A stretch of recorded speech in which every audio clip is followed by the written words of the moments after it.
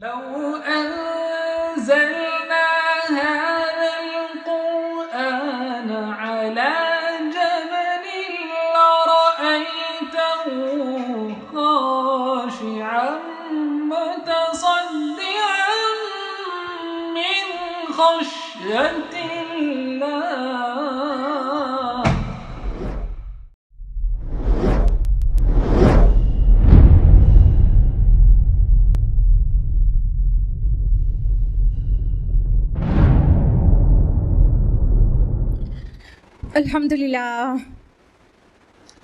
अल्हम्दुलिल्लाह रब्बिल आलमीन वस्सलातु वस्सलामु अला रसूलिहिल करीम व अला आलिहि व अस्हाबिहि अजमईन अम्मा बाद अऊज़ु बिल्लाहि मिनश शैतानिर रजीम बिस्मिल्लाहिर रहमानिर रहीम शहर रमज़ान अल्लज़ी उन्ज़िला फ़ीहिल क़ुरआन हुदल लिन्नास व बय्यिनातिम मिनल हुदा वल फ़ुरक़ान बिस्मिल्लाहिर्रहमानिर्रहीम रब्बिश्रह ली सदरी व यस्सिर ली अमरी वहलुल उक़दतम मिन लिसानी यफ़क़हू क़ौली।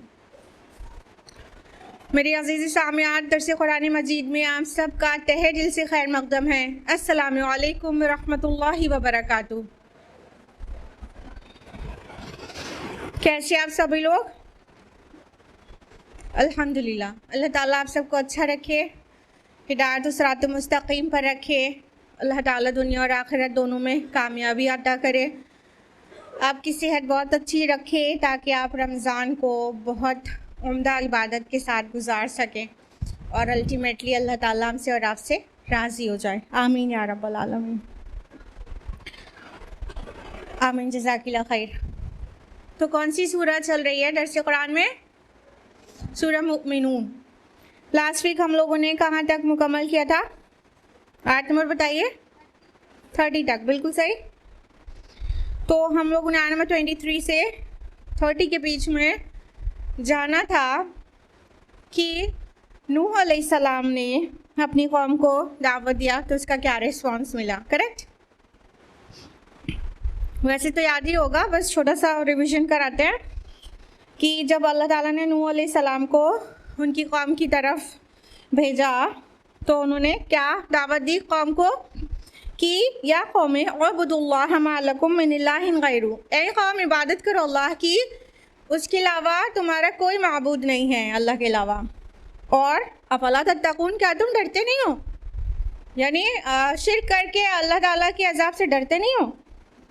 तो उनकी कौम के सरदारों ने जवाब दिया, जो कि वहाँ पर शुरफा जिनको कहा जाता है, ऊंची पोस्ट पे जो लोग होते हैं, उन लोगों ने कहा कि अरे ये तो नहीं होता है तुम्हारे जैसा, और तुम पर अपनी फ़ौक़ियत चाहता है, और अगर अल्लाह को भेजना ही होता अपना कोई फ़रिश्ता तो फ़रिश्तों को भेजता।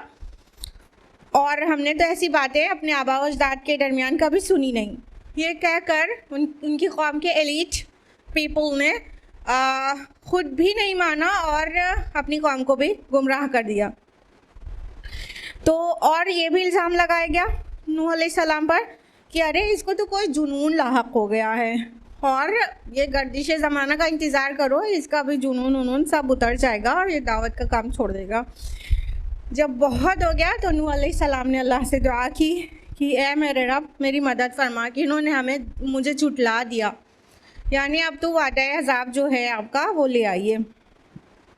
तो फिर अल्लाह ताला ने क्या हुक्म दिया कि मेरी हिदायत के मुताबिक जो ब्लूप्रिंट मैं प्रोवाइड कर रहा हूँ उस पर एक कश्ती बनाइए, और जब तन्नूर में से उबल पड़े पानी तो उस कश्ती में सवार हो जाइए और सब जानवरों में से एक एक जोड़ा रख लीजिए और अपने घर वालों को भी सवार कर लीजिए, और उनके बारे में कोई बात ना करिएगा जो जालिम है, और वो सब गर्क कर दिए जाएंगे कहीं। और फिर उनको अदब सिखाया गया हिजरत का, कहीं से निकलने और कहीं दाखिल होने का, कि जब कश्ती पर बैठ जाइएगा तो कहिएगा कुल शुक्र अल्लाह ही के लिए है, यानी अल्लाह की तरफ उसको मंसूब कर दीजिएगा कि उसका शुक्र है कि उसने हमें जालिम कौम से नजात अता की।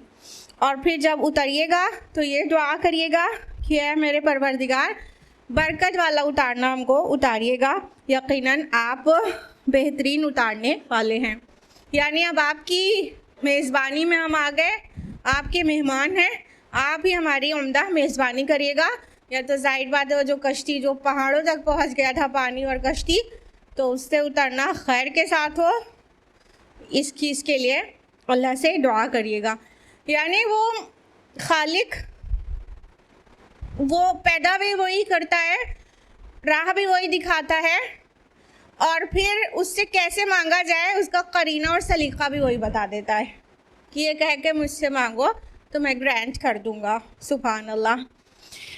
लिहाजा हाँ, इसका जो सबक था वो बता दिया गया आयत नंबर 30 में कि इसमें बड़ी निशानियां हैं और यकीनन हम आजमाने वाले तो हैं ही। यानी नूह अलैहिस्सलाम की जो स्टोरी सुनाई गई ये सिर्फ किस्से कहानियाँ जिस तरह एंटरटेनमेंट के लिए लोग सुनते हैं वो नहीं है। इसमें बहुत सारी वो उनके लिए आयात हैं, उनके लिए इबरत का सामान है कि अल्लाह और रसूल की मानो तो क्या होता है और नहीं मानो तो क्या होता है। ये मुख्तलिफ़ पहलुओं पर क्या क्या इससे नसीहतें मिलती हैं वो सब लास्ट वीक डिटेल में बताया था। आप लोग यूट्यूब पर देख लीजिएगा अगर आपको इन आयात को फिर तफसील से जानना हो। तो अब वो टाइम आ गया है कि हम आयत नंबर 31 ऑनवर्ड्स तफसील से बताएं। सो तैयार हो जाइए। आयत नंबर 31। अऊज़ु बिल्लाहि मिनश शैतानिर रजीम, बिस्मिल्लाहिर रहमानिर रहीम। सुम्मा अंशअना मिन बअदिहिम क़रनन आख़रीन। फिर उनके बाद हमने एक और नई नस्ल को उठाया।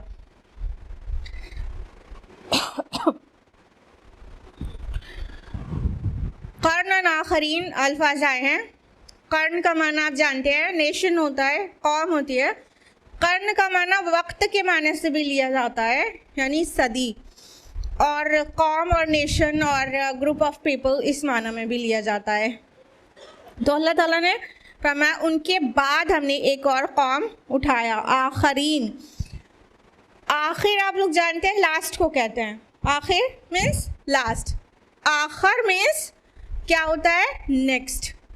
तो उनकी अगली कौम के बारे में तज़किरा हो रहा है। अब ये कौन सी कौम है, यहाँ पर कौम का नाम नहीं है। उनके पास कौन सा नबी भेजा गया था रसूल, उनका नाम नहीं है। तो जो कयास लगाए गए हैं जो डिफरेंट एविडेंसेस पर है कुरान से ही एक्चुअली, वो दो हैं। बास का कहना है ये जो आगे वो सारी बात हो रही है ये कौम समूद के बारे में है। कौन से रसूल आए थे उनके दरमियान? अरे समूद, सौलेह अलैहिस्सलाम। तो बास का कहना है कि ये सौलेह अलैहिस्सलाम की कौम वो समूद के बारे में है, क्योंकि इस कौम को जो तबाह किया जाएगा आगे आएगा वो सैहा के ज़रिए तबाह होंगे। तो सैहा कुरान हकीम में वाज़ेह है कि समूद के ऊपर, सैहा वर्ड से वाकिफ़ है ना, चीख, ज़ोरदार आवाज़। तो ये जो समूद के ऊपर सैहा, चीख, तेज़ आवाज़ के साथ अज़ाब आया था, जो कि उस कुरान हकीम में सूरह हूद सूरह नंबर 11 आयत नंबर 67, सूरह हिज्र सूरह नंबर 15 आयत नंबर 83 और सूरह कमर सूरह नंबर 54 आयत नंबर 31, इससे साबित है कि सैहा का अज़ाब समूद के ऊपर आया था। दूसरी ओपिनियन ये है कि ये कौम हूद अलैहिस्सलाम की कौम, कौन सी?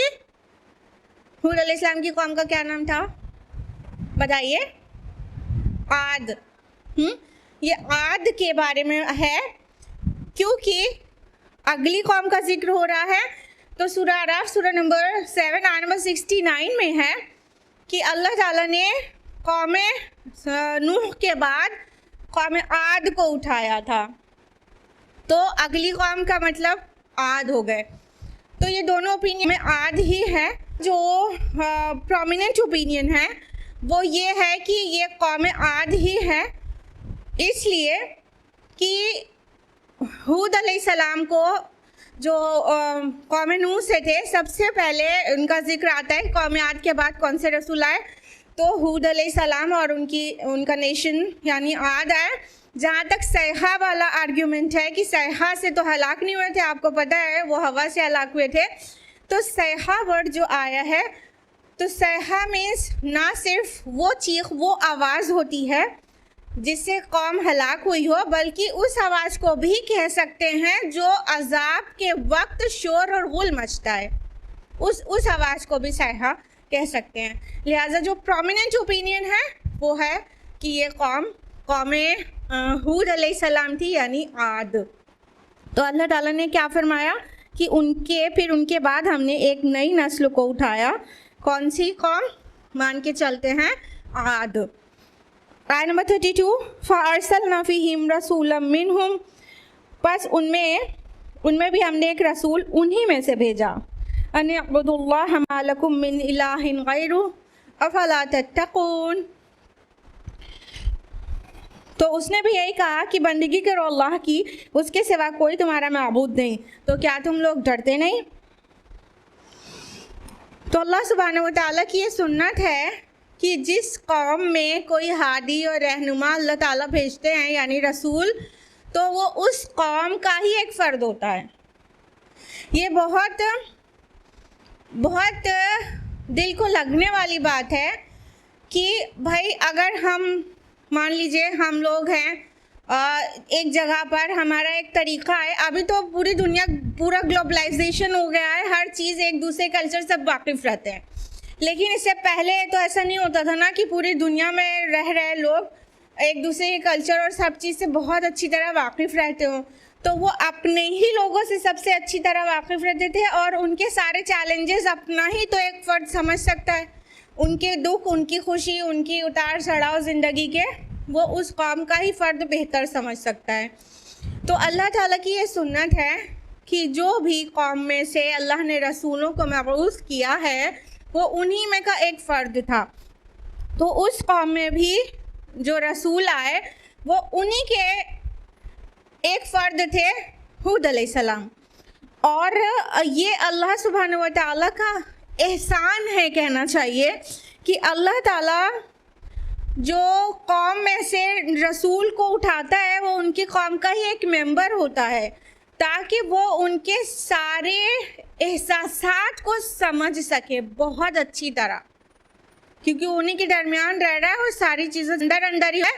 लिहाजा वो जो अहकाम होंगे वो सब उसके अंदर अंदर ही होंगे, जितना वो बियर कर सकेंगे, वो सब अच्छी तरह से उनके चैलेंजेस को भी समझ रहा है, इश्यूज़ को भी समझ रहा है। लिहाजा ये तो अल्लाह ताला का एहसान है कि हर रसूल का जो ताल्लुक़ होता था वो कौम से ही होता था, लेकिन उसी को और उल्टा जो है तकज़ीब करने का ज़रिया बना लिया गया, वो अलग बात है। लेकिन अल्लाह ताला ने तो हर रसूल को उन्हीं में से भेजा, और हर रसूल की दावत की तरह हूद अलैहिस्सलाम ने भी उनको यहीं से दावत दी, अन अब्दुल्लाह मा लकुम मिन इलाहिन गैरु। इससे पहले आयत नंबर 23 में नूह अलैहिस्सलाम के भी यही अल्फाज आए थे। उन्होंने अपनी कौम को जो दावत पेश की, सबसे पहले यही अल्फाज कहे कि अल्लाह ही का तुम्हारा माबूद है, उसके अलावा कोई तुम्हारा इलाह नहीं है, फला तत्तकून, क्या तुम डरते नहीं हो? तो हूद अलैहिस्सलाम ने भी द सेम वे ही कॉल्ड पीपल टूवर्ड्स अल्लाह सुब्हानहू व तआला। पता ये चला कि इस कौम की भी जो गुमराही थी वो शिर्क थी, यानी वो शिर्क में मुलविस हो गए थे। तो अल्लाह ताला ने उनके दरमियान एक रसूल भेजा और उसने उनको शिर्क से निकाल कर तौहीद की दावत दी और कहा कि वो ही, मतलब वो अल्लाह ही क्वालिफ़ाई करता है कि तुम्हारा माबूद हो, वो ही तुम्हारा माबूद हकीकी है। तो क्या तुम अंजाम से नहीं डरते कि अल्लाह के साथ और पार्टनर्स एसोसिएट कर लिया है तुमने?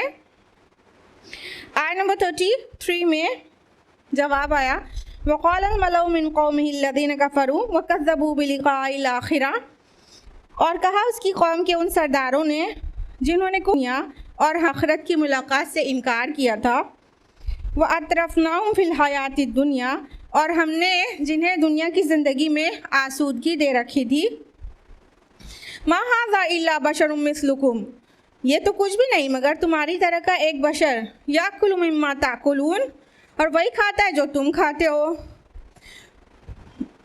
मिन्हु ताकुलूना मिन्हु व यशरबु मिम्मा तशरबून, और वही कुछ पीता है जो कुछ तुम पीते हो। अब इनकारी सबसे पहले कौन हुए? जैसा कि हम लोग ने लास्ट वीक नूह अलैहिस्सलाम की कौम के मुकज़्ज़बीन के बारे में जाना था। कौन थे उनकी कौम के? अशराफ, उनकी कौम के एलीट क्लास जो था, नूह अलैहिस्सलाम को झुटलाने वाला। इसी तरह हूद अलैहिस्सलाम के कौम का भी एलीट क्लास जो था, उनके अशराफ, उनके पावरफुल लोग, उनके सरदार, उनके चौधरी लोग, कौम के पावरफुल लोग। तो ये कौन सा पॉलिटिकल एलीट एक्चुअली था, जिस बात का उन्हें डर था। लास्ट वीक हमने बहुत तफसील से बताया था क्यों इनकार करते हैं ये लोग, क्योंकि अभी पावर उनके हाथ में होता है, पॉलिटिकली वो स्ट्रांग होते हैं, उनको लोग फॉलो करते हैं। अब ये किसी रसूल की दावत पर ईमान ले आएंगे तो इनको रसूल को फॉलो करना पड़ेगा, चाहे ना चाहे। लेकिन वो पूरा जो पॉलिटिकल लीडरशिप है वो शिफ्ट हो जाएगी रसूल की तरफ। रसूल की ख्वाहिश तो ये नहीं होती, लेकिन वो तो हो ही जाना रहता है। तो ये इस बात से डरते थे कि अब पूरी आवाम तो इनके पीछे होगी, इंक्लूडिंग अस, तो ये उन्हें बर्दाश्त नहीं था। तो इसी बात को अपने दिल के अंदर छुपाए होते थे और जाहिर क्या कर रहे होते थे? कौम को बहकाने के लिए मुख्तलिफ आर्ग्यूमेंट्स देते थे। तो हूद अलैहिस्सलाम की कौम के एलीट क्लास ने अवाम को कैसे बहकाया? मतलब ये जो कौला कहा गया है, वक़ालल मलउल लदीना मिन कौमिही, उनकी कौम के सरदारों ने कहा। तो किससे कहा? उन्होंने अवाम से कहा, आम जनता से कहा कि तुम ऐसे को अपना लीडर, अपना उन रसूल कैसे तस्लीम करोगे? क्या क्या रीजंस दिए? और पहली बात तो उनकी जो क्वालिटीज़ थी, उनकी जो सिफ़ात थी, उनके औसाफ थे, वो अल्लाह ताला ने बयान किया। नंबर एक, देखिए मुकज़्ज़बीन के अंदर ये 3 चीज़ें ज़रूर पाई जाएंगी, ये 3 खुसूसियात तो रहना ही रहना है। नंबर एक, वो एलीट क्लास होगा। सबसे पहले इनकार करने वालों में कौन लोग होंगे? एलीट क्लास होगा, जो पावरफुल लोग होंगे, जिनके पास दौलत और सरवत होगी और उनको सरदारी हासिल होगी। सबसे पहले वो झुटलाते हैं। नंबर 2, कि वो इनकार आखिरत पर बज़िद हो जाते हैं, यानी वो आर्ग्यूमेंट बनाते हैं आखिरत को यकीनी नहीं हो सकती, ये कह के आवाम को झुटलाते हैं और ख़ुद भी आखिरत पर ईमान नहीं लाना चाह रहे होते हैं।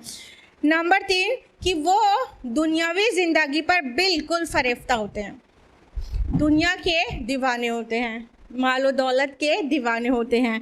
तो ये 3 चीज़ सब में मिलेगी। यानी कुरान हकीम जिस तरह मुकज़्ज़बीन को डिस्क्राइब करता है, उनको ऑन द होल स्टडी करेंगे तो हमें ये 3 चीज़ हर मुकज़्ज़बीन में कौम के मिलेगी। तो अल्लाह ताला ने उसको इलाबोरेट कर दिया यहाँ पर भी कि उनकी कौम के सरदारों ने झुटलाया और क्या? सबसे पहले आखिरत की मुलाकात का इनकार किया, यानी अल्लाह से मिलना है, उसके सामने हमारी जवाबदेही है हर अमल की जो यहाँ कर रहे हैं, हर कॉल की जो यहाँ कह रहे हैं, उसका हमें जवाब देना है। ये उस मुलाकात के इनकारी होते हैं सबसे पहले। तो उनकी जो एट्रीब्यूट था वो यहाँ पे बयान कर दिया गया। तीसरी बात यहाँ पे क्या बयान की गई कि उनको अल्लाह ताला ने दुनिया में बहुत कुछ अता कर रखा था, यानी अल्लाह ताला की ब्लेसिंग्स उनके ऊपर बहुत थी, मालो दौलत की शक्ल में, आसूदगी, और वो वेल ऑफ थे और एलीट क्लास से बिलोंग कर रहे थे। यानी दुनिया काफ़ी कुछ अल्लाह ने अता कर दी थी। और इसी की वजह से उनके अंदर एक कन्फ्यूजन आता है, गलत फहमी हो जाती है उनको कि जब हम अल्लाह के नाफरमान होते, अगर हम बुरे होते, अल्लाह की नज़र में हम अच्छे नहीं होते, तो अल्लाह ताला ने दुनिया में हमें इतना अता क्यों कर रखा है? हाँ, अगर अल्लाह ताला के हम मग़ज़ूब बंदे होते तो अल्लाह ताला हमें दुनिया में भी नहीं देता, या तो छीन लेता हमसे। ऐसा तो कुछ भी नहीं हो रहा है, हमें तो खूब नवाजा गया है। और आखिरत तो पहली बात होने वाली नहीं है, और अगर बिलफ़र्ज़ हुई भी तो वहाँ भी दिए जाएंगे। हम अल्लाह के चहेते हैं क्योंकि हमारे पास इतना कुछ है। और जो अल्लाह का नबी, अल्लाह का रसूल अल्लाह की तरफ बुला रहा है, उसके पास तो कुछ है भी नहीं। मालो दौलत, शानो शौकत, नौकर चाकर, उसके पास तो कुछ है भी नहीं। और ये कहाँ से अल्लाह का चहीता हो गया? हम चहीते हैं। तो ये सिर्फ कौम आद की बीमारी नहीं थी, आपको पता है ये आज के नेम सेक मुस्लिम्स का भी ये कन्फ्यूजन है। अल्लाह ने जिनको बहुत दे रखा होता है वो इस गलत फहमी में पड़ जाते हैं अल्लाह हमसे राज़ी है, फिर सूदी कारोबार कर रहे हैं तो करते रहें, फिर वो रिश्वत खोर हैं तो रिश्वत लेते रहते हैं। अल्लाह तो राज़ी है ना, 4 बोरे सीमेंट की तो दिया था मस्जिद बनवाने के लिए, अल्लाह राज़ी है। जितना चाहे रिश्वत उड़ाओ और 4 बोरे सीमेंट में जन्नत पक्की हो जाती है। यही गलत फहमी, यही दुनियावी चीज़ें। औलाद तरक्की कर रही है, एक बच्चे ने नीट क्रैक कर लिया, एक तो इंजीनियर बन के पास आउट हो गया, और दुनिया घर भर पहले छोटा सा था अब इतना बड़ा हो गया, गाड़ी एक भी नहीं थी अभी तो गाड़ियां हैं। तो गलत फहमी हो जाती है। हम अल्लाह के चहेते लोग हैं, अल्लाह ने हमें दुनिया में नवाजा हुआ है। अगर हम अल्लाह के चहेते नहीं होते तो देता क्यों हमको दुनिया में, और अल्लाह ताला हमें आखिरत में भी देगा क्योंकि हम उसके बहुत चहेते हैं। हम तो वो गरीब लड़की की शादी भी करा देते हैं और हम सदका खैरात करके कितनों की मदद कर देते हैं, तो बस हो गई जन्नत पक्की। तो ये गलत फहमी हो जाती है लोगों को। तो अल्लाह ताला ने बहुत वाज़ेह किया है कि अल्लाह ताला जिनके ऊपर बहुत बिगड़ रहा है, अनकरीब इनके ऊपर अजाब आने वाला है, उनको भी अल्लाह ने इतना वेल ऑफ कर रखा था, इतना नवाज के रखा था। और इस नवाजने की वजह से और ज़्यादा गलत फहमी में पड़ गए थे। तो इन शॉर्ट सबक क्या मिला? दुनिया की मालो दौलत, ऐशो इशरत होना या नहीं होना नेकी और खुदा की रज़ा की दलील नहीं है। और अमीर हो तो अल्लाह राज़ी है कि नहीं, ये कोई दलील ही नहीं है। हो सकता है दुनिया में भी अल्लाह ने नवाजा हो और वो ऐसा अल्लाह की मर्ज़ी के मुताबिक ज़िंदगी गुजारता हो कि अल्लाह राज़ी हो उससे वाक़अतन, और नहीं भी हो। कोई गरीब है, मुमकिन है कि अल्लाह उससे बहुत राज़ी हो, दुनिया में नहीं नवाजा, लेकिन इसका उल्टा तो वो भी हो सकता है, वो शराबी हो और बहुत सारी बुराइयां हो तो अल्लाह राज़ी नहीं भी हो। तो दुनिया में दिया जाना या नहीं दिया जाना दोनों इस बात पर दलालत नहीं करता कि अल्लाह राज़ी है कि नहीं राज़ी है। तो क्या आर्ग्यूमेंट दिया हूद अलैहिस्सलाम की कौम के उन अशराफ ने कि अरे ये तो क्या है, तुम्हारी तरह का इंसान है, जो तुम खाते हो वो खाता है, ये जो तुम पीते हो वो ये पीता है। यानी ये तो बिल्कुल कोई सुपर ह्यूमन, मतलब आवाम को ये कह के गुमराह कर रहे थे। कौन सा ये सुपर ह्यूमन है, कौन सा ये सुपर नेचुरल है, कौन सा ये हमसे और तुमसे अलग है। अरे जो खाना तुम खाते हो वही ये भी खाता है, जो पानी तुम पीते हो वही पीता है, जैसे तुम्हारी बशरी ज़रूरियात है इसकी भी है, सब कुछ वैसा ही है। तो बशर है, लिहाजा रसूल नहीं हो सकता। बशरियत की वजह से रिसालत का इनकार। और एक अंधेर अभी पिछले हफ्ते बताया था ना कि समटाइम्स रिसालत की वजह से बशरियत का इनकार हो जाता है इस दौर में। कि नहीं रसूल है तो बशर कैसे हो सकते हैं? नहीं, माफ़ौकुल बशर थे रसूलुल्लाह सल्लल्लाहु अलैहि वसल्लम, माअल्लाह रसूल थे ना, तो बशर कैसे हो सकते हैं? पहले के लोग क्या अंधेर में जाते थे, बशर है ना तो रसूल कैसे हो सकता है? तो अल्लाह ताला ने रसूल बशर होता है, और ये बात कई जगह कुरान हकीम में साबित की है, बावजूद उसके। लिहाजा क्या कह के गुमराह किया, नहीं ये तो तुम्हारे जैसा इंसान है, तुम कैसे इसको फॉलो करोगे, ये तो बिल्कुल जैसे तुम हो वैसे ही है। और तो और ये कहा कि अगर तुमने अपने जैसे एक इंसान की इताअत की तब तो बड़े नुकसान में पड़ जाओगे। यानी तो बड़े खसारे वाली बात है कि वैसे तुम वैसे ही वो फॉलो, तुम उनको करो, उसको फॉलो करो, वो मतलब वो लीडर बन जाए, तुम फॉलोअर, ये तो बड़े खसारे वाली बात है। तुम्हारे ही जैसा है और वो लीडर है, तुम उसके जैसे हो और तुम फॉलोअर हो, ये तो बड़ी खसारे वाली बात, बड़ी नुकसान वाली बात है तुम्हारे लिए, अपने जैसे को लीडर बना लिया। जब वो मुकद्दिबीन ये कह रहे थे तो ये भूल गए थे कि उनका जो लीडरशिप की दावेदारी है तो वो उनसे कौन सा सुपर ह्यूमन है, वो उनसे कौन सा माफ़ौकुल बशर है।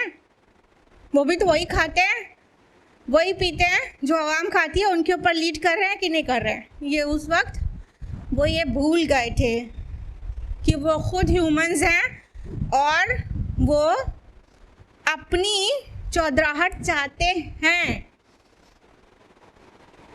और यही बात उनको डरा रही है कि ये शिफ्ट ना हो जाए इधर से उधर, तो हम खुद लीडर बने रहे इनके।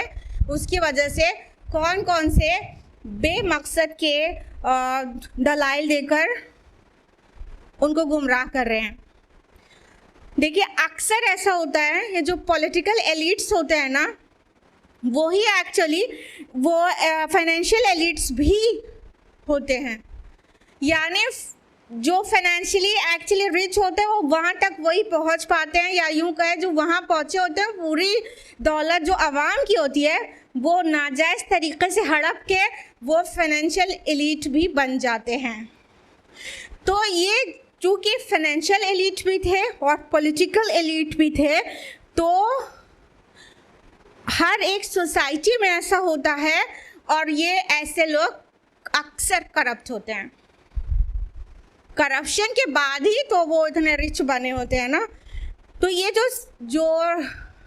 एक्चुअली पॉलिटिकल एलिट्स हैं, इनको तो पब्लिक सर्वेंट होना चाहिए नहीं होना चाहिए। आज की दुनिया में भी हम कहते तो हैं पब्लिक सर्विस, ये जो डिफरेंट ब्यूरोक्रेट्स होते हैं वो सब पब्लिक सर्वेंट्स कहते हैं, नहीं कहते अपने को, हाँ, लेकिन कितने बड़े बड़े करप्ट्स हैं। हरगिज़ पब्लिक सर्वेंट नहीं है, वो तो पब्लिक का खून पीने वाले हैं। खून पीने वाले को सर्वेंट कहा जाता है। इस्लाम ने एक्चुअली वो निज़ाम बर्पा किया था कि जितने पॉलिटिकल एलिट्स होते थे, एलिट भी पता नहीं कहना चाहिए कि नहीं, वो एक्चुअली पब्लिक सर्वेंट थे, वो सब के सब। उमर रज़ियल्लाहु अन्हु कई बार जब किसी ओहदे पर किसी को फाइज कर रहे होते हैं तो उससे पूरा इंटरव्यू करते हैं, उसकी ज़रूरियात कितनी है, उसके घर में उसके कपड़े कितने हैं, उसके जूते कितने हैं, सारी चीज़ सब पूरा डिटेल पूछते, और जिसके पास ऑलरेडी ज़्यादा होता है तो उसका कम देते जिसके पास कम होता उसको ज़्यादा देते। इसको कहते हैं पब्लिक सर्विस ना। जितनी नीड है उतना लो भाई। नीड के अकॉर्डिंग वजीफ़ा सेट करते थे, स्किल पे भी रहते थे डेफिनेटली, लेकिन उनकी नीड को भी देखते थे। कितने फैमिली मेम्बर्स हैं, अभी आज कोई पूछना आता है फैमिली मेम्बर्स कितने हैं, तो उसको पेमेंट देने से पहले पब्लिक सर्वेंट बने हैं, पब्लिक सर्विस हैं, बहुत नोबल काम कर रहे हैं, सुभान अल्लाह। सब पब्लिक का खून चूस के नोबल काम कर रहे हैं, सुभान अल्लाह। हाँ, तो ये जो मतलब हर दौर में ऐसा हुआ है, अभी भी होता है, हमेशा ऐसा हुआ है कि ये पॉलिटिकल एलिट्स फाइनेंशियल एलिट्स बन जाते हैं। इनफैक्ट जो पॉलिटिकल एलिट्स होते हैं वही फाइनेंशियल एलिट्स होते हैं और आवाम को चूस डालते हैं, उन पर बहुत जुल्म करते हैं। इस्लाम ने आके इसको दूर किया है। किसी रसूल को इतनी बड़ी रूलिंग नहीं मिली जितनी हमारे रसूल सल्लल्लाहु अलैहि वसल्लम को मिली कि कायम हो गया पॉलिटिकली इस्लाम पूरे खित्ते अरब पर, तो कायम हो गया, उसको दिखा दिया गया। लेकिन उससे पहले के रसूलों ने बुलाया हक़ की तरफ, उनकी मतलब रियासत कायम नहीं हो सकी, लेकिन लीडर तो बन ही जाते थे। फॉलो तो उम्मत को करना ही करना, वो तो फ़र्ज़ है। बहरहाल तो इस तरह से कौम के सरदारों ने, आवाम चूँकि भोली भाली होती है, जैसा बोल दो वैसा समझ जाती है, समझा दो समझ जाती है, भड़का दो बहक जाती है। तो उस तरह आवाम को भड़का कर अपना बनाए रखने के लिए सबको गुमराह कर दिया। आयत नंबर 35, अयअदुकुम अन्नकुम इज़ा मित्तुम व कुंतुम तुराबन व इज़ामन अन्नकुम मुखरजून। क्या वो तुमसे ये वादा करता है कि जब तुम मरकर मिट्टी और हड्डियाँ हो जाओगे तो फिर से निकाले जाओगे? अब देखिए आयत नंबर 35 में कहा क्या, वयदुकुम, क्या तुमसे ये वादा करता है। ये एक्चुअली जो वादा लफ्ज़ आया है वादा यदु, ये वादे के माने में ना आकर बल्कि डराने के माने में आए। क्या तुमको इस बात से डराता है? इसकी दलील हम आपको देते हैं सूरह बकरा सूरह नंबर 2 आयत नंबर 168, अशैतानु यअदुकुमुल फ़क़्र व यअमुरुकुम बिल फ़हशा। शैतान तुमको गरीबी फ़कीरी से डराता है और फहश का हुक्म देता है। तो यहाँ डराने के माने में आया ना वादा, तो ये वादा यअदु यहाँ पर आया डराने के माने में। तो क्या तुमको इस बात से डराता है कि अब तुम मर जाओगे, मिट्टी हो जाओगे, चूरा चूरा हो जाओगे, हड्डियाँ तुम्हारे मतलब मिट्टी में घुल मिल के ख़त्म हो जाएंगी, नेस्त नाबूद हो जाएंगे, तो तुम्हें फिर से निकाल के खड़ा किया जाएगा। यानी मतलब कहने का उनके कि ये कैसी कैसी बातें कर रहा है, क्योंकि ये जो एलिट क्लास होता है ना, ये बासे बादल मौत को सबसे बैकवर्ड चीज़ मानता है। क्या दुनिया को क्या दिखाता है, आज भी यही होता है, इतने पहले भी होता था, सुभान अल्लाह। आज आप तो जानते हैं किसी एलिट क्लास से बात करो तो उनका दिमाग कैसा होता, क्या बिल्कुल पुरानी बातें कर रहे हो, मर के कोई जिंदा होगा, मिट्टी और चूरा चूरा जला दिया जाएगा और मिट्टी में मिल जाएगा, फिर उसके बाद कोई दोबारा उठाएगा, there is no life after death. What are you saying man? मतलब उनका दिमाग कहाँ जाता है? ये तो मतलब तस्वुर से बाबरा चीज़ है कि दोबारा उठा के ज़िंदा कर दिया जाए। ये कैसी बात करे, तुमको मरने के बाद जी उठने और उसको सवाल जवाब होगा, इस बात से डराता है तुमको? क्या जवाब दिया? हैहाता लिमा तुअदून, नामुमकिन, बहुत ही दूर की बात है जिसका तुम वादा किए जा रहे हो। हैहाता जो लफ्ज़ है ये कलमा बहुत है, कोई चीज़ बहुत दूर की हो जिसको इम्पॉसिबल कहते हैं उसके लिए ये आता है। और अगर तकरार हो जाए, एक के बाद दोबारा आ जाए हैहाता, तो ये मुबालगा बन जाता है कि बहुत ही दूर, बहुत दूर की बात है। This is completely impossible that you would be resurrected, revived. No, it's not possible at all. इस वे में कहना हो तो इस तरह हैहाता, तो वो दिखाना ये चाहते तो हो ही नहीं सकता है, ये तो बहुत दूर की बात है। यानी आखिरत का इनकार कोई अक्ली दलील पर नहीं था उनके। किस दलील पर था? बाइद होने के दलील पर था। दूर की बात है। हम लोग रोज़ाना कितने ही दूर की चीज़ को सामने होता हुआ देखना विटनेस करते हैं नहीं करते हैं। कोई चीज़ बहुत दूर की रहती है और सामने आ जाती है, हो जाती है। अभी इंसान अच्छा भला है, लग रहा है अभी जिएगा, पता नहीं क्या क्या करेगा, इतना तरक्की पसंद है, ये बनेगा वो बनेगा, और कल उसकी डेथ हो जाती है। बात एकदम सामने आ गई, नहीं आ गई। तो आखिरत साबित होती है एक्चुअली अक्ली दलील से, और आखिरत का जब इनकार किया जाता है तो वो दलील अक्ली नहीं होती, रैशनल आर्ग्यूमेंट नहीं है। क्या है? कोई चीज़ का दूर होना, ये अक्ली दलील तो नहीं हुई ना। कोई चीज़ बहुत दूर है तो पास नहीं आ सकती, क्या आ सकती है? तो ये उनका इनकार आखिरत के मुतालिक जो दलील थी वो बईद होना थी, ना कि कोई रैशनल आर्ग्यूमेंट देने की पोजीशन में थे। आगे क्या बोला उन सरदारान कौम ने आयत नंबर 37 में, इन हिया इल्ला हयातुन दुनिया नमूतु व नहया व मा नहनु बिमबऊसीन। ये कुछ भी नहीं, बस हमारी दुनिया की ज़िंदगी ही असली ज़िंदगी है। हम खुद ही मरते हैं और ख़ुद ही ज़िंदा रहते हैं, और हम दोबारा उठाए जाने वाले नहीं हैं। अल्लाहु अकबर। क्या सिखा रहे हैं? बहकाने के लिए, सिरात मुस्तकीम से भड़काने के लिए। अच्छा खासा दौर में रसूल आया है, वो ऐसे भोले भाले लोगों को एकदम आराम से सिरात मुस्तकीम पे ले सकता था, लेकिन ये कौम के सरदारान ये क्या रोल प्ले कर रहे हैं? बहकाने वालों का। अजाब आया तो सब पर आ गया। क्या कह रहे हैं? अरे नहीं, ये दुनिया की ज़िंदगी क्या है? कुछ भी नहीं, हम अपने आप जीते और अपने आप मरते हैं। अल्लाह अकबर। क्या फिलॉसफी थी उनकी? कि नमूतु व नहया। इस्लाम का जो अक़ीदा है वो क्या है? कि अल्लाह ताला की तरफ हम मंसूब करते हैं कि अल्लाह हमें जिलाता और अल्लाह मारता है। तो इस्लाम का अक़ीदा है अल्लाह जिलाता है, अल्लाह ज़िंदगी देता है और अल्लाह मौत देता है।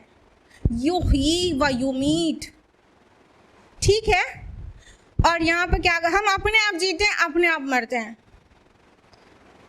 ये बहुत सिमिलर है आज की नेचुरलिज्म फिलॉसफी से कि it's nothing but the nature, nature makes it possible.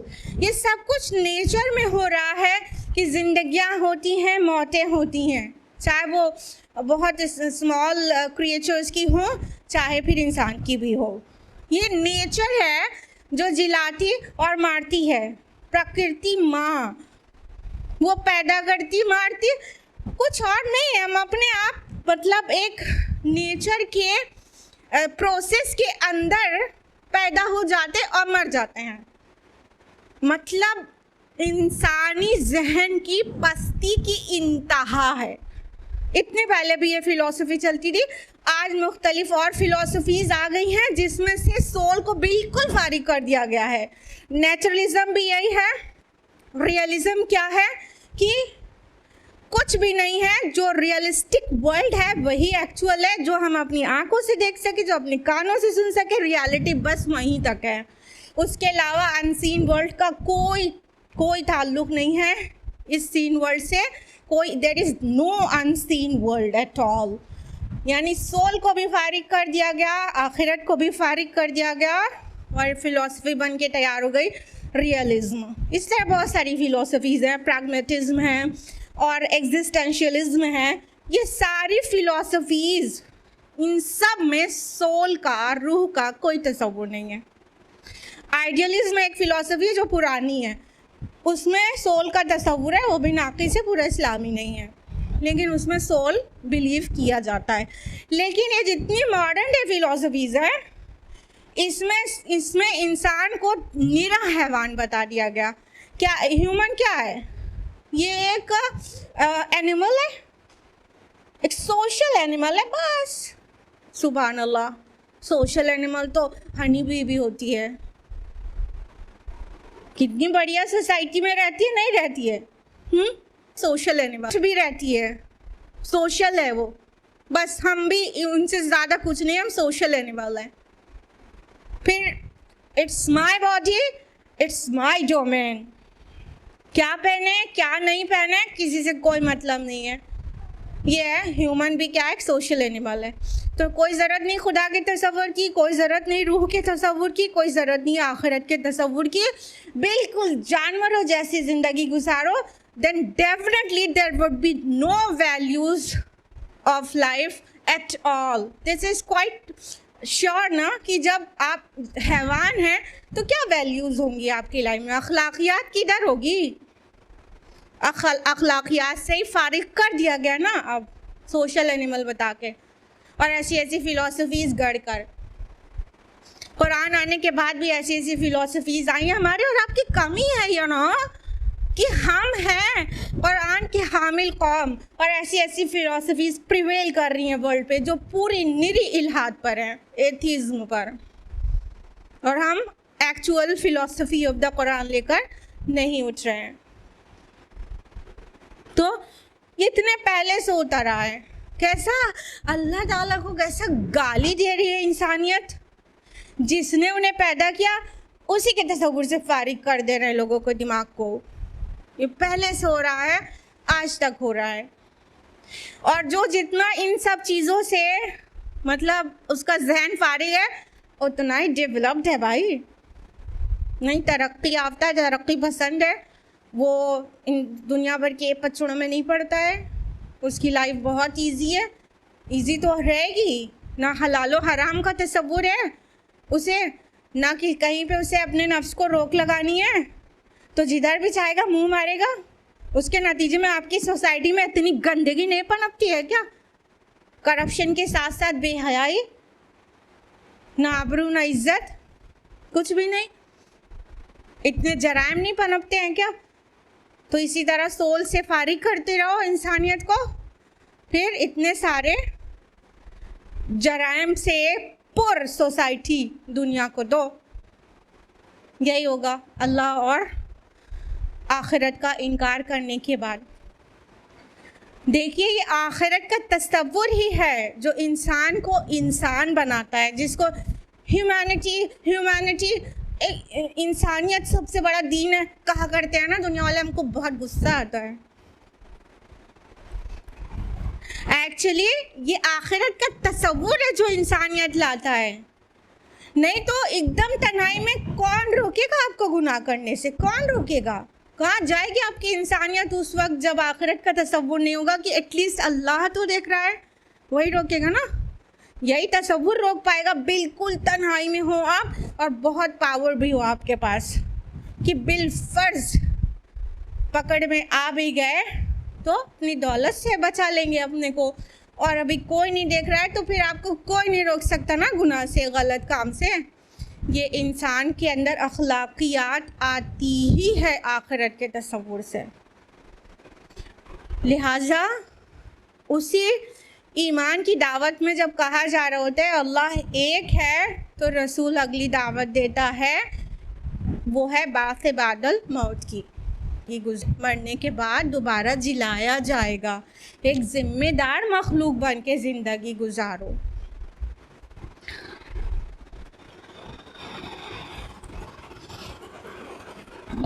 आयत नंबर 38, इन हुआ इल्ला रजुलुन इफ्तरा अलल्लाहि कज़िबा, ये नहीं है मगर एक ऐसा शख्स जिसने झूठ बांधा है अल्लाह पर। वमा नहनु लहु बिमुमिनीन, और हम उसकी बात मानने वाले नहीं हैं। इस आयत से पता चलता है उनको अल्लाह पर ईमान था, उनका फसाद था शिर्क, बल्कि वो साथ शिर्क करते थे, अल्लाह का सिरे से इनकार नहीं करते थे, एथीस्ट नहीं थे वो, बल्कि वो क्या कह रहे हैं, नहीं ये जो शख्स है ना वो अल्लाह पे झूठ बांध रहा है। अब झूठ खुद बोल रहे हैं और मासूम रसूल को कह रहे हैं इसने अल्लाह पर झूठ बांधा है, अल्लाह के नाम मंसूब कर रहा है ना अपनी बात को कि अल्लाह ने मुझे अपना फ़रिश्तादा बनाकर भेजा, अपना मैसेंजर, और अल्लाह ने ये मैसेज मुझे दिया है कि तुम्हारे मरने के बाद जी उठना है। जो कुछ पैगाम पहुँचा रहे वो अल्लाह की तरफ मंसूब कर रहे हैं ना, तो वो उनके पास अल्लाह का तस्वुर था, एक गॉड का तस्वुर था, लेकिन उसके साथ पार्टनर्स एसोसिएट कर रखे थे उन्होंने। उनका मसला ये था, यानी वो शिर्क कर रहे थे। तो वो कहने लगे कि नहीं ये तो अल्लाह पर झूठ बांध रहा है। और प्रीवियस आयत में एक वर्ड हम आपको एक्सप्लेन करना चाहते थे, भूल गए, जो ये आया ना, इन हिया इल्ला हयातुन दुनिया, कि ये कुछ नहीं मगर दुनिया ही की ज़िंदगी सब कुछ है। दुनिया का माना क्या होता है बताइए? हाँ बिल्कुल, दानू से है, दाल वाव नून, इसका मतलब होता है करीब की चीज़, ठीक है। लेकिन वो दुनिया जो है वो है फेमिनिन जेंडर है एक्चुअली, वर्ड की अदना की। अदना जानते हैं ना? अदना मीन्स क्या होता है? छोटा, हकीर, मामूली ना, जानते ना? ये दुनिया जो है अदना का मुन्नस है, अदना का फेमिनिन जेंडर है, यानी कलील, थोड़ी सी, मरे जाते हो उस थोड़ी सी पे। दुनिया कुछ है ही नहीं, हकीर है। जैसे आला लफ्ज़ आप सबके नज़दीक मारूफ है, उसका जो मुअन्नस होता है उलिया होता है, उसी तरह अदना का दुनिया होता है। यानी किसी फेमिनिन ऑब्जेक्ट या किसी चीज़ को हकीर और थोड़ी सी बताना होगा तो उसको दुनिया कहेंगे। हमारे नज़दीक दुनिया तो अल्लाह अकबर सबसे बड़ी चाहने वाली चीज़ हो गई, तो हम अदना चीज़ को चाहते हैं, हकीर चीज़ को, दुनिया को। और जब ये दुनिया को चाहते हैं तो फिर उसको कमाने, उसको पाने के लिए किसी भी हद तक जा सकते हैं झुटलाने में। तो कह दिया सरदाराने कौम ने कि नहीं, इसने तो अल्लाह पे झूठ बांध लिया है कि ये कुछ भी नहीं है, ये तो खुदा पर के नाम पर झूठ बोल रहा है। आयत नंबर 39, क़ाल रब्बिन सुरनी बिमा कज़्ज़बून, तो उस रसूल ने कहा है परवरदिगार तो मेरी मदद फरमा उनकी तकज़ीब के मुकाबले में जो उन्होंने मेरी की। यही दुआ नूह अलैहिस्सलाम ने कर ली थी जब बहुत हो गया। मैंने आपको बताया था ना कि ऐसा नहीं है कि रसूल का भी सब्र जो है अनलिमिटेड होता है, हो जाता है एक लिमिट तक सब्र करने के बाद फिर वो भी बददुआ कर देता है समटाइम्स, या तो हेल्प सीख करता है तो उसमें कहीं ना कहीं उस वादे अजाब को पूरे होने का इफ़ेक्ट होता है। तो उस रसूल ने भी यानी हूद अलैहिस्सलाम ने भी कह दिया अल्लाह पाक अब आप मेरी मदद फरमाइए इनके मुकाबले में जो इन्होंने झुटला दिया। ये पहली बार झुटलाने पे थोड़े नए अल्फाज आए हैं, मुसलसल झुटलाने के बाद रसूल के ज़ुबान से ये दुआ निकलती है। आयत नंबर 40, क़ाल अम्मा क़लील युस्बिहुन्न नादिमीन, अल्लाह ने फरमाया कि कुछ ही देर में ये लाज़िमन हो जाएंगे पछताने वाले। दुआ पहुँची अल्लाह ताला के पास, ग्रांट हो गई, कुछ नहीं, ऐ मेरे रसूल, ऐ सच्चे रसूल, बस तुम ज़रा सा इंतज़ार और करो, बहुत जल्दी, अम्मा अन प्लस माँ, बहुत जल्दी थोड़ी ही देर में ये रिग्रेट करने लगेंगे, नादिमीन में से हो जाएंगे। नादिमीन किसका प्लूरल है? नादिम का, ठीक है, तो ये नादिम पछताएंगे, बहुत जल्दी रिग्रेट करने लगेंगे और अपने किए पर बुरी तरह से पछताने लगेंगे कि उन्होंने क्या किया अल्लाह के रसूल के साथ और ये अजाब अपने ऊपर मोल ले लिया। कौन सा अजाब आया था आज पर, बताइए कौन सा अजाब आया था? हवा का अजाब। ना डर डर के क्यों बता रहे, बिल्कुल सही, अल्लाह ताला ने कुरान में बहुत वाज़ेह कहा है ना, सबा लयालिन व समानियत अय्याम, कितने दिन आंधी चली थी?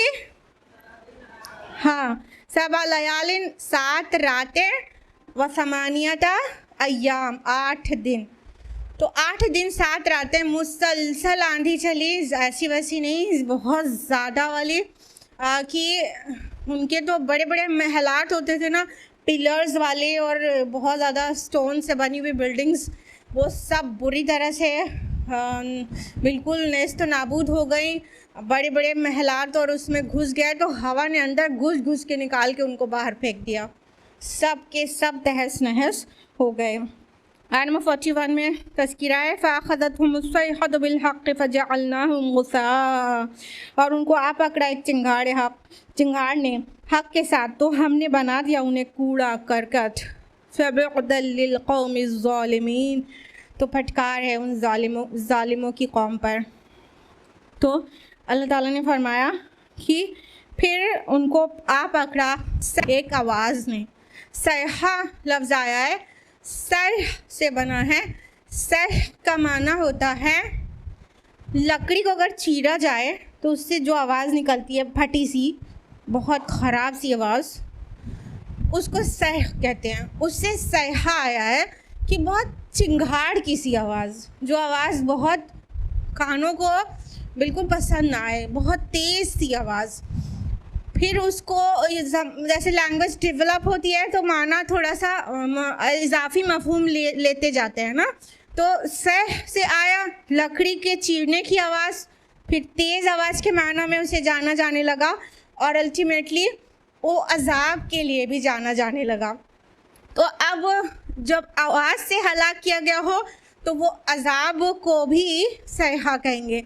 फिर जब अजाब कोई सा भी आया हो, चाहे आवाज़ का नहीं आया हो, कोई सा भी अजाब आया हो किसी भी मीन्स से, चाहे पानी से, चाहे वो बस्ती के पलट देने से, या हो किसी और तरह से, पत्थरों की बारिश से, कैसे भी, तो जो भी अजाब होगा उसके बाद जब अजाब का जाहिर हो जाएगा फ़ौरन तो मर नहीं जाएगा ना इंसान, कुछ देर तो तकलीफ़ में गुजरेगा ना, चीख पुकार मचेगी, आहो बका रहेगी। तो जो अजाब आने के बाद जो आहो बका होती है, जो चीख पुकार मचती है, उसको भी सहा कहा जाता है। तो इस तरह लैंग्वेज जब डेवलप होती है ना, तो इजाफी माना कुछ अल्फाज में पैदा होते चले जाते हैं, फिर वो कई अलग अलग माना में इस्तेमाल होने लगता है। लिहाजा इसी आयत की बुनियाद पर हमने कहा था कि जो मुफस्सिरून हैं उनका इख्तिलाफ है कि ये समूद के मुतालिक है, ये जो सारी आयत चली आ रही थी, या आद के मुतालिक। लेकिन प्रोमिनेंट ओपिनियन आद के मुतालिक है, क्योंकि सहा खाली इस बात की दलील नहीं है कि वो अजाब उसके ज़रिए अजाब आया। ये भी कह सकते हैं कि अजाब आने पर जो चीख पुकार मची थी तो सहा थी, वो भी इसलिए कह सकते हैं कि आद पीपल भी हो सकते हैं। तो अल्लाह ताला ने फरमाया कि उनको एक आवाज़ के ज़रिए कूड़ा करकट कर दिया। गुस्सा उस कूड़े को कहते हैं जो किसी फ्लड के बाद पानी के बहाव से आ जाता है और किनारे पे पड़ा रहता है और गलता सड़ता रहता है, तो उसको गुस्सा कहते हैं। तो वो कूड़ा करकट, अल्लाह ताला ने कहा हमने इनको कूड़ा करकट कर दिया। बहुत गुरूर था ना उनको अपनी तहजीब पर। आपको पता होगा कि कुछ आद के कुछ बोन्स मिली हैं, कितने लहीम शहीम, देखा है आपने कभी किसी वीडियो में? बहुत ज़्यादा लहीम शहीम भाई, यहाँ से लेके पूरा छत तक भी कम है, इससे ज़्यादा बहुत लहीम शहीम पीपल होते थे वो।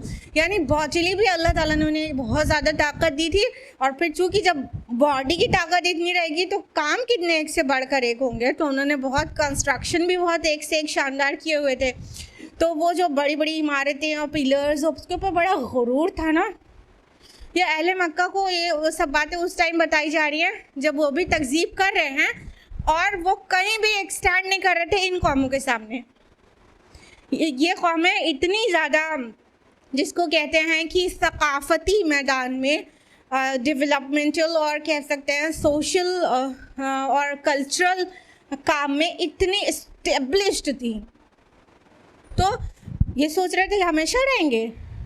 अल्लाह के रसूल का इनकार किया, और उनको मतलब हवा हमारे लिए कितनी ज़रूरी है सांस लेने के लिए, लेकिन इसी हवा ने उनको ले लिया पूरा का पूरा, गुस्सा करके छोड़ा। कूड़ा करकट से खेती कट जाती है तो फिर वहाँ तिनके और कूड़ा बचता है, और सैलाब आता है तो किनारे कूड़ा अपना छोड़ जाता है सड़ने के लिए, तो वो बना दिया। खोखले तने जैसे गिरे पड़े रहते हैं सैलाब के बाद, फिर वो सड़ जाते हैं, वो बना दिया। मतलब मिसाल दी गई है पूरी मंजर कशी के साथ कि तुमने समझ क्या लिया था अपने आप को, फिर हमने तुमको ऐसा कूड़ा करकट बना दिया।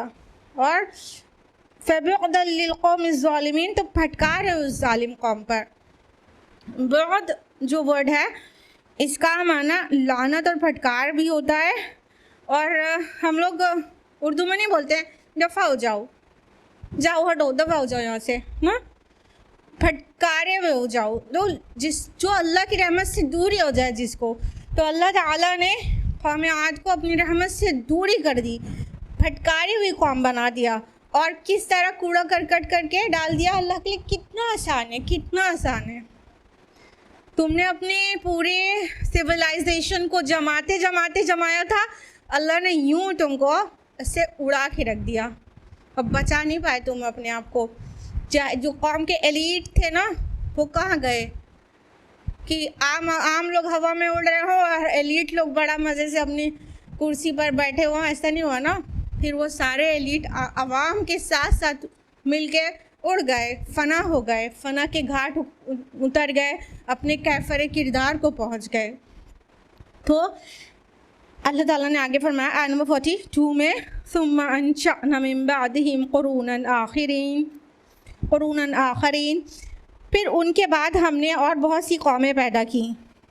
आद के बाद कौन सी कौमें आई, जल्दी जल्दी बताइए? समूद आए, फिर उसके बाद लूत अलैहिस्सलाम की कौम, और शुएब अलैहिस्सलाम की कौम मदियन। ठीक है, ये सब कौमें उसके बाद एक के बाद एक आती गईं। तो अल्लाह सुब्हान ताला ने फरमाया कि हमने फिर उसके बाद और भी कौमें पैदा की। मतलब अल्लाह ताला के लिए तो बहुत आसान है ना। कौमों को लगता है अपने को बनाने, संवारने, इस्टेब्लिश करने में वक्त लगता है, लेकिन जब अल्लाह को नाराज़ कर देते हैं तो अल्लाह को उनको सफाई हस्ती से मिटाने में ज़रा भी देर नहीं लगती।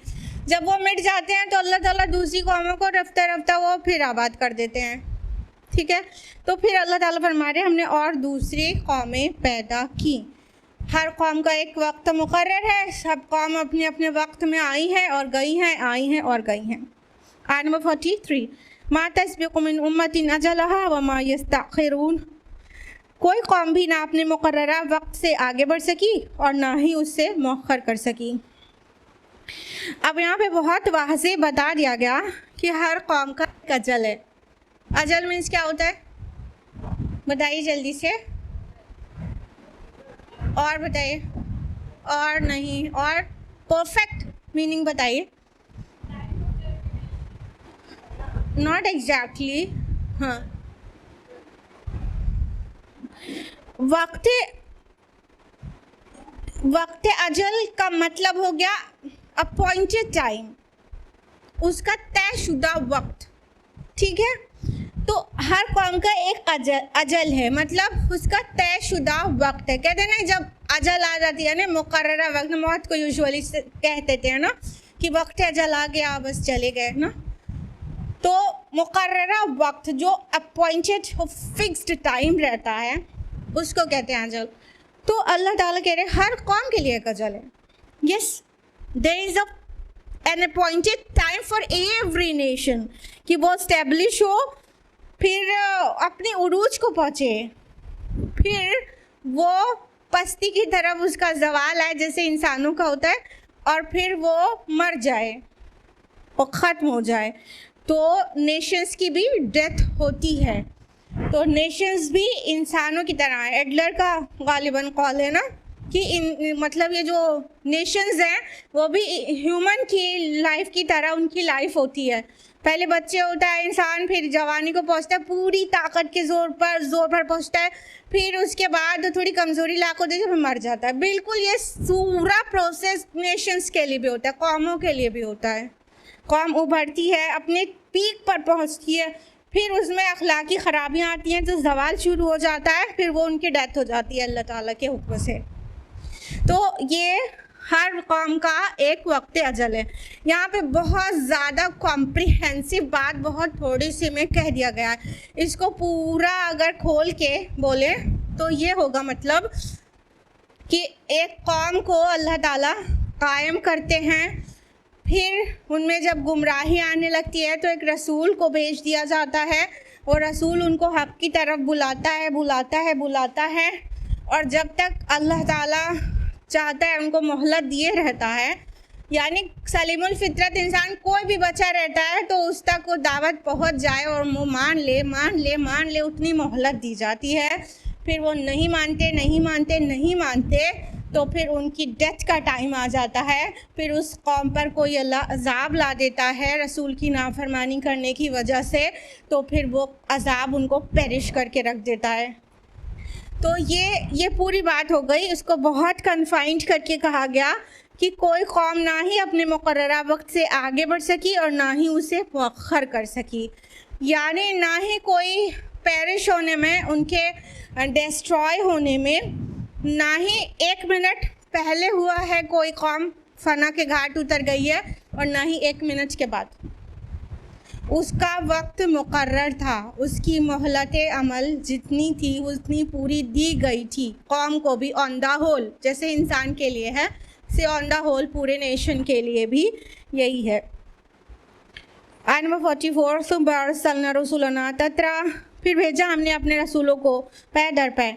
कुल्लमा जाअ उम्मतन रसूलुहा कज़्ज़बूहु फअत्बअना बअदहुम बअदा, जब भी किसी कौम के पास आया उसका रसूल तो उन्होंने उसे झुटलाया, तो हमने भी एक के पीछे दूसरी को लगा दिया। वजअलनाहुम अहादीस, और हमने बना दिया उनको किस्से कहानियाँ। फबुअदल लिक़ौमिन ला युमिनून, तो फटकार है उस कौम पर जो कि ईमान नहीं लाती। अब अल्लाह ताला वज़ाहत के साथ कह रहे हैं सुम्मा अरसलना रसूलना तत्रा। तत्रा जो वर्ड है वो एक्चुअली वतरा से है। वित्र मीन्स क्या होता है, ऑड। ठीक है, तत्रा मतलब सक्सेशन, पे दर पे, एक के बाद दूसरे, एक के बाद दूसरे, लगातार, मुतवातिर कहते हैं ना उर्दू में।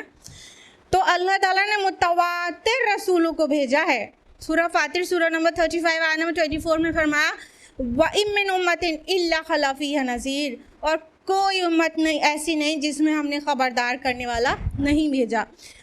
हर कौम को एक के बाद एक अल्लाह ताला ने रसूलों को, गाइड को, हादी को भेजा है कि उनको हक़ की तरफ दावत दे और उनको बुरे अंजाम से डरा दे। तो ये एक के बाद एक आए हैं रसूल, बहुत जल्दी जल्दी रसूल आए। कुछ रसूल नबी तो एक साथ एक टाइम में दो का एग्जिस्टेंस कुरान से भी वाज़े होता है, ना सिर्फ एक के बाद एक बल्कि एक वक्त में दो। जल्दी से 2 एग्जाम्पल्स बताइए कुरान के, जल्दी बताइए। मूसा और हारून अलैहिस्सलाम, और बिल्कुल इब्राहिम अलैहिस्सलाम और लूत अलैहिस्सलाम, ये दोनों सेम टाइम पीरियड पे भी थे इवन, और एक के बाद एक हमेशा आए हैं। सबसे बड़ा गैप तारीख़ ने देखा है तो किन 2 रसूलों के बीच में? बिल्कुल सही, माशाअल्लाह, आप लोग कितने समझदार, इतनी खुशी हो जाती है, आप लोग इतने अच्छे से जवाब देते हैं। मसीह अलैहिस्सलाम और रसूलुल्लाह के बीच में सल्लल्लाहु अलैहि वसल्लम 600 साल का गैप था ना। 570 ईस्वी में पैदा हुए रसूलुल्लाह सल्लल्लाहु अलैहि वसल्लम और 610 ईस्वी में आपको पहली वही आई। तो ये तकरीबन 600 साल का जो गैप है, ये सबसे बड़ा गैप तारीख़ में नोटेड है। उसके अलावा रसूल बहुत मुतवातिर आते रहे हैं। फरमाया अल्लाह ताला ने, तो जब भी किसी कौम का रसूल उनके पास आया तो उन्होंने झुठला दिया, फिर अल्लाह ताला ने उनको उनके काफिर किरदार तक पहुंचा दिया, फिर दूसरी कौम को खड़ा किया, उनके पास दूसरा रसूल भेज दिया। ये एक के बाद एक ऐसे होता गया, और जो कौम झुठलाती गई फरमाया वजअलनाहुम अहादीस, हमने उनको किस्से, कहानियाँ, अफसाने बना दिया। अहादीस वर्ड से आप मारूफ है ना, आपके लिए मारूफ है ना, हदीस का जमा होता है ना, अहादीस ना। लेकिन हदीस जो कि संजीदा बात को कहते हैं, उसका ही जमा अहादीस नहीं होता है। उहदूसुन की जमा भी अहादीस होता है। उहदूसुन मीन्स गैर संजीदा बात होती है, किस्से, कहानियाँ, अफसाना कोई, ठीक है, दिल लगी वाली बातें। उहदूसुन का माना ये होता है। तो यहाँ पर उहदूसुन का माना जो अहादीस है वो आया है, ना कि संजीदा बात। रसूल की संजीदा बातों को, सब रसूल की सारी बातें संजीदा होती हैं, इसीलिए हदीस कहते हैं ना उसको। तो वो भी अहादीस है, और ये भी हदीस है जो अफसाना गोई होती है, दिल लगी करने के लिए जो बातें होती हैं। तो अल्लाह ताला ने उनको स्टोरीज बना दिया, टेल्स, अफसाने बना दिया। क्या है, अफसाने की तरह सुन रहा है कि नहीं इंसान? अब सुन रहे ना, अफसाना बन गया है। आज है समूद, कौम लूत का एक भी बंदा है, लेकिन स्टोरी बन के पढ़ रहे हैं आज हम। कहानियाँ बन गए, हम भी अल्लाह की नाफरमानी करेंगे ना, कहानियों में साली चले जाएंगे।